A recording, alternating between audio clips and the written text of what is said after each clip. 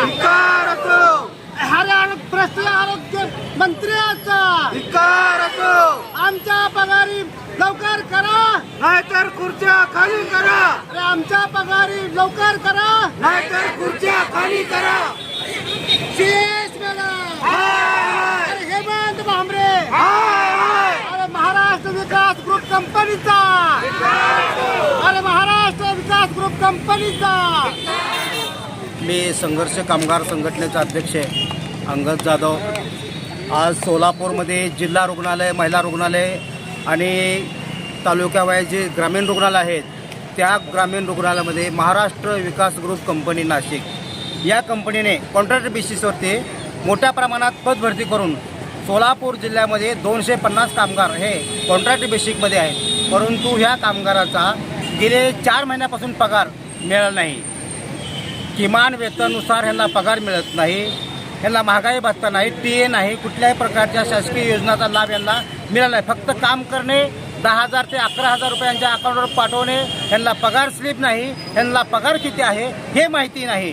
या सगळ्या ग्रस्त ह्या शासनानं आणि ह्या कंपनीनं झाकून ठेवल्यामुळं आज ह्यांना वाचा फोडण्यासाठी, या कर्मचाऱ्याला वाचा फोडण्यासाठी आणि त्यांना न्याय मिळवून देण्यासाठी आज आपण ह्या जिल्हा परिषदला काम बंद आंदोलन ठेवलेलं आहे. आज संबंधित माननीय जिल्हाधिकारी यांना निवेदन दिलेलं आहे, माननीय आरोग्यमंत्री साहेब यांना निवेदन दिलेलं आहे. त्या संदर्भात आपण जे कामगाराच्या लढा उभा केलेला आहे, फक्त पगारीपुरता नसून या कर्मचाऱ्यांना कमीत कमी 4 वर्षे, 3 वर्षे, 5 वर्षे काम केलेले कर्मचारी आहेत, परंतु ह्यांना शासन सेवेमध्ये करून घेत नाही.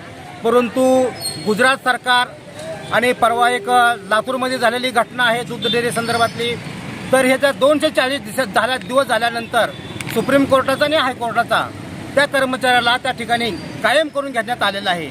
त्याच धर्तीवर आज आमचा जो हा कॉन्ट्रॅक्ट बेसिसचा कर्मचाऱ्याचा स्टाफ आहे त्यांना सुद्धा कायम सेवेत करून घेतलं पाहिजे.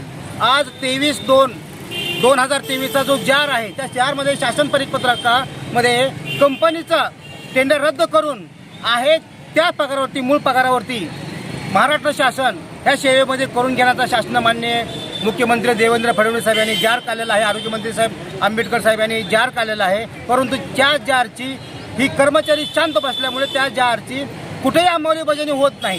ह्या जारची आम्ही काटेकोरपणे अंमलबजावणी करून ह्या कर्मचाऱ्यांना शासकीय 100% सेवेमध्ये सामावून घेतल्याशिवाय आम्ही शांत बसणार नाही. आज आमचा लढा आज धरणे आंदोलनाचा आहे.